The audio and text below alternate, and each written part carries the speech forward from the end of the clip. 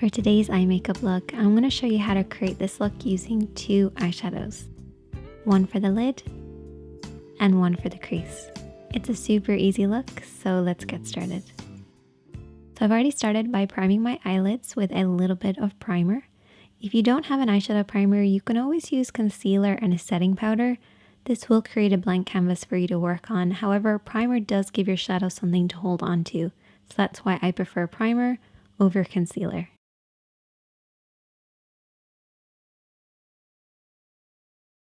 I'm first of all going to take that crease shade, which is a matte tone. And I'm going to take my blending brush. So you only need two brushes for this look, a blending brush and a flat brush.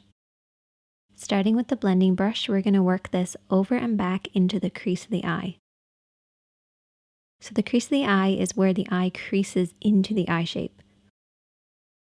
We're going to start on the outer corner and blend this over and back in this area.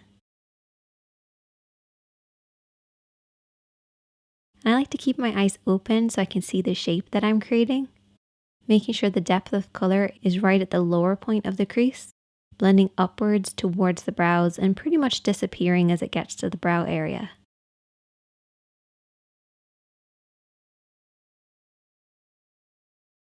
Take your time blending this over and back until you get the depth of color that you want.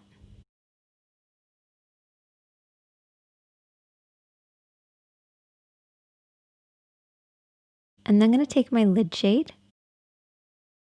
And whenever I'm applying anything that has a little bit of shimmer, I use a flat brush to apply it.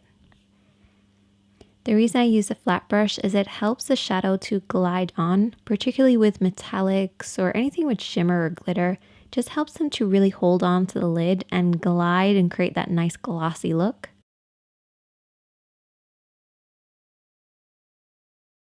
You want to very slowly build this up, applying a little bit of shadow at a time until you get the depth of color that you want. You also want to pay close attention to the lash line because this is where you want the majority of the shadow to be, blending upwards until it reaches the crease. If you have harsh lines between your crease and your lid, take your brush and slowly smudge between the two.